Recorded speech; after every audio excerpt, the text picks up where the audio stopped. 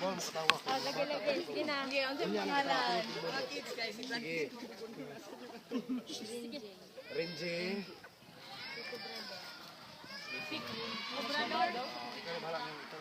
Ikaw ate, unsay name mo ate? Ha? John Hope Armalapar. Jan Hope. Sanay Hope. Sige, alam ninyo. Ikaw si Kuan, si Ken, si... Oh, yay! Si Hope. Sige, natin story. Anda mo maminaw? Sige, ang maminaw, makadawat og pahalipay karon.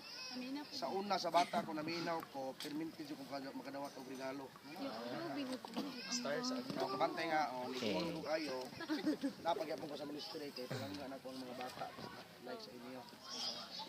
Sige. Sige, mag-start na ta. Paghilom, si mamaya. Wala man mga delikadesa. Wala mo katawa ha. Ang mo katawa minus taman na balo. Sige. Jonah and the big fish. So si Jonah og ang dako nga isda.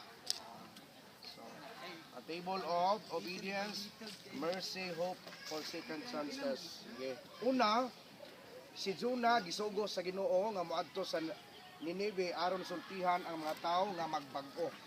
So, doon ay misyon si Jonah nga gipadto sa Ginoo sa Ninive aron nga suguon para magbag-o. Ikaduha, apan nahadlok siya kay ang mga tao sa Ninive dili man mga buutan, busa nisulay si Jonah og dagan palayo. So, ikatulo, imbis nga moadto sa Ninive, si Jonas miadto sa lahi nga direksyon. Miadto siya sa dungguanan o nakakitag barko nga padulong sa Tarsis. Okay, hadlok man si Jonas. Unsa man yung nakita nito?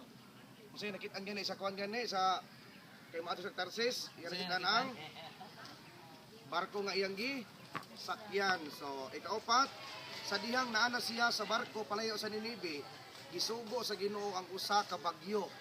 Okay, Unsa ang gisugo niya? Unsa gisugo? Bagyo. Gisugo sa Ginoo nga ipabagyo kay ni dagan man si Jonas. Sige, ang mga sakay sa barko nahadlok pag-ayo og nangutana kinsa kaha ang naay gibuhat nga dili maayo para masuko ang Ginoo og magpadala sa dako nga bagyo. So nagpangutanan na sila katong nasakay sa barko. Kasi kinsa ka sa tuwa diri ang nakasala sa Ginoo kay nganong nakasinati man tag bagyo. Pero wala sila kabalo nga plano sa Ginoo tungod siyang pagsupak o pagdili sa gusto og sugo sa Ginoo nga ipaadto sa Ninive para nga ipabag-o ang mga tao. So, ikaunom, niangkon si Jonah nga siya ang hinungdan kay nibalibad man siya sa sugo sa Dios. So, ang ato nadunggan, niangkon si Jonah nga siya ang nakasala og nibalibad sa Ginoo.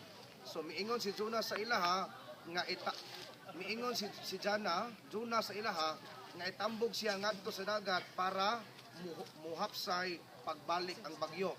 So usa do kuno buhaton, itambog do kuno si Jonah sa tubig para nga mulurang ang bagyo. So unsa man ang itambog? O kon ilabay kon hakwaton og itsas